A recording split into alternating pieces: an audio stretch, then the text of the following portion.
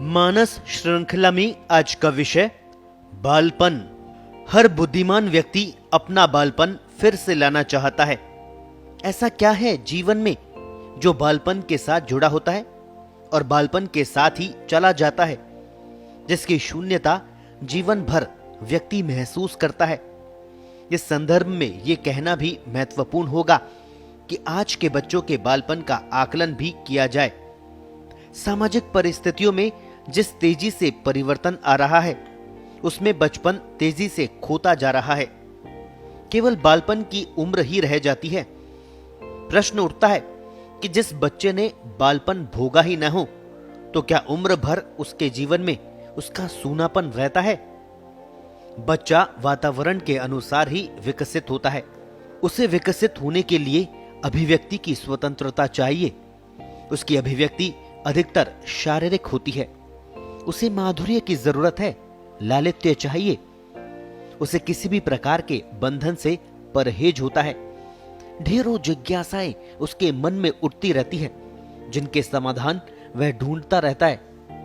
उसकी ये जिज्ञासाएं उसके भावी जीवन की झांकी होती है। बालक के शुरू के 5-6 वर्ष जीवन का सबसे महत्वपूर्ण काल है। यह उसके शारीरिक और मानसिक विकास का काल है। पूरा जीवन इसी नींव पर खड़ा होता है। हमारा कार्य है उसको विकास के लिए स्वतंत्र वातावरण प्रदान करें। यह सत्य है कि वह अपने आप में स्वतंत्र आत्मा है और किसी अदृश्य लक्ष्य विशेष को लेकर हमारे परिवार में जन्मा है। इस दृष्टि से हमारी भूमिका का महत्व और भी बढ़ जाता है। बालक का शरीर भी हमारी तरह पंच महाभूत से बना है तथा इसी से उसका विकास होता है। अतः उसको हवा, पानी, पृथ्वी आदि से ढकने की कोई आवश्यकता ही नहीं है। रेत पानी में खेलकर ही उसका शरीर पक्का होगा। उसे जरूरत के बिना कपड़ों से लादना उसके विकास में अवरोध ही पैदा करेगा। अपनी सुविधा के लिए हम बच्चों को दंडित ही करते हैं। किसी रात्रि भोज अथवा सिनेमा जाने वालों को देखें। माताएं 3-4 घंटों के लिए बच्चों को इतना वस्त्रों से लाद कर ले जाती है कि बेचारे बच्चे का विसर्जित मल मूत्र भी कपड़ों में ही बना रहता है। मां अपना ध्यान बच्चे की ओर लाने को ही तैयार नहीं होती। इसी प्रकार अनेक बार छोटे बच्चों को अकेले घर में बंद करके मां का घंटों बाहर जाना भी आज आम बात है। बच्चों को सिंथेटिक आहार, प्रिजर्वेटिव युक्त आहार तथा बासी सामग्री नहीं देनी चाहिए। शरीर केवल प्राकृतिक आहार को ही पचा सकता है, शेष को उसे बाहर फेंकना होता है। इस विसर्जन प्रक्रिया में भी शरीर की पर्याप्त शक्ति लगती है। इससे पाचन क्रिया के लिए वांछित शक्ति में कमी आ जाती है। संयुक्त परिवार जिस तेजी से टूटते जा रहे हैं, इसका सबसे बड़ा असर बालक पर पड़ रहा है। उसके लिए तो ये नुकसान उम्र भर का हो गया। इस नुकसान को वह कभी पूरा कर नहीं पाएगा। एक और बालक अकेला पड़ जाता है, उसके विकास का मार्ग अवरुद्ध हो जाता है। वहीं दूसरी ओर घर की पिछली पीढ़ी का सानिध्य उसे उपलब्ध नहीं होता। भूतकाल की विरासत ही तो उसे भावी का सूत्रधार बनाती है। इसी के सहारे तो वह परिवार का भविष्य तय करता है। बच्चे के जीवन में माधुर्य, स्नेह और आशावाद केवल पिछली पीढ़ी से ही आता है। घर के बड़े ही बच्चे की सच्ची शिक्षा का कार्य कर सकते हैं।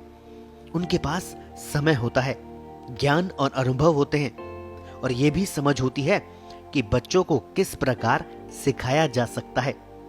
इससे भी बड़ी बात यह है कि वे बच्चे में अपना भविष्य देखते हैं। बालक का मन एक दर्पण होता है। उसमें अच्छे बुरे का भेद करने की क्षमता नहीं होती। किसी प्रकार का भय भी उसके मन में नहीं होता। डांट डपट और उपदेश का उस पर प्रभाव नहीं पड़ता। बालक को भगवान कहते हैं। इस उम्र में कन्याओं के पांव छूने तक की परंपरा हमारे देश में देखी जा सकती है। बालपन की सहजता यदि उम्र भर बनी रहे तो जीवन में सुख का एहसास बना रहता है। बालक प्रत्येक घटना को निर्विकार रूप से देखता है और समझने का प्रयास करता है। अपनी बुद्धि से कुछ भी इसमें नहीं जोड़ता।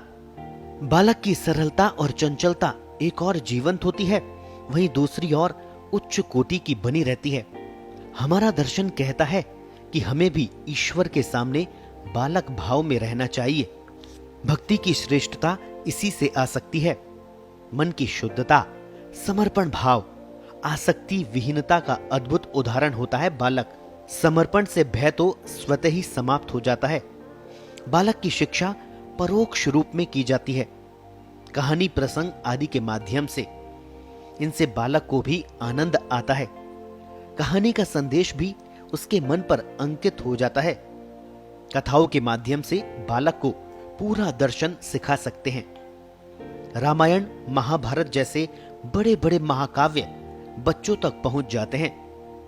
बच्चा बहुत आसानी से ये सब याद कर लेता है।